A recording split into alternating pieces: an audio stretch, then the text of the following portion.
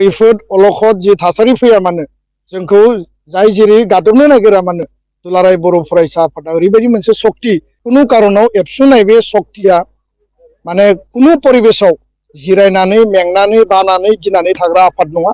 एबसु होननाया माब्लाबाबो जिरायनानै मेंनानै बानानै थाग्रा नङा। बियो मोनसे गोख्रों सक्तिशालि नैबे बाथ्रा मानि थाखाय आरो मानो बुंखो दिपेन बर' बिथां सारनि नैबे भिडिअखौ आं आबुङै होनो थांगासिनो दङ।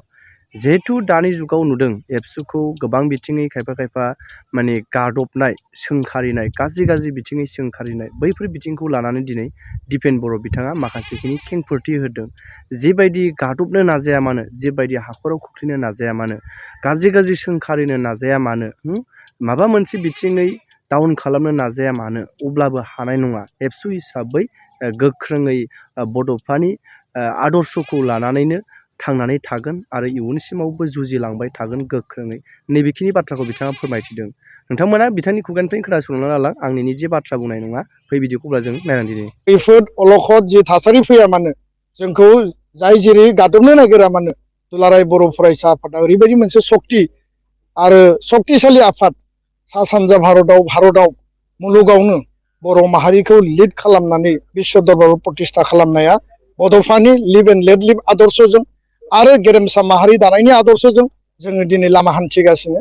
कुनु कारनाव एबसुनाय बे सक्तिया माने कुनु परिबेसाव जिरायनानै मेंनानै बानानै गिनानै थाग्रा आफाद नङा।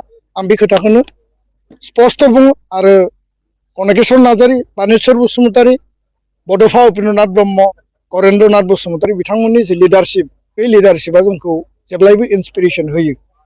खैफोद अलखद जि थासारि फैया मानो जोंखौ जाय जेरै गादबनो नागिरा मानो दुलाराय बर' फरायसा आफादा ओरैबायदि मोनसे सक्ति आरो सक्तिशालि आफाद सा सानजा भारताव मुलुगावनो बर' माहारिखौ लिड खालामनानै बिश्व दरबाराव प्रतिष्ठा खालामनाया बड'फानि लिभ एन्ड लेट लिभ आदर्शजों आरो गेरेमसा माहारि दानायनि आदर्शजों जोङो दिनै लामा हान्थिगासिनो। कुनु कारनाव एबसुनाय बे सक्तिया माने कुनु परिबेसाव जिरायनानै मेंनानै बानानै गिनानै थाग्रा आफाद नङा। आं बे खोथाखौनो स्पष्ट बुङो आरो कनकेश्वर नार्जारी, बानेश्वर बसुमतारी, बड'फा उपेन्द्रनाथ ब्रह्म, करेन्द्रनाथ बसुमतारी बिथांमोननि जि लिडारशिप बे लिडारशिपआ जोंखौ जेब्लायबो इन्सपिरेसन होयो।